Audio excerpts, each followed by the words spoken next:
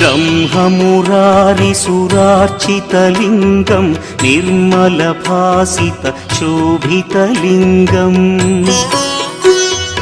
जन्मजदुःखविनाशकलिङ्गं तत्प्रणमामि सदा शिवलिङ्गम् देवमुनिप्रवरार्चितलिङ्गं कामदहन करुणाकरलिङ्गम् रावणदर्पविनाशकलिङ्गं तत्प्रणमामि सदा शिवलिङ्गम्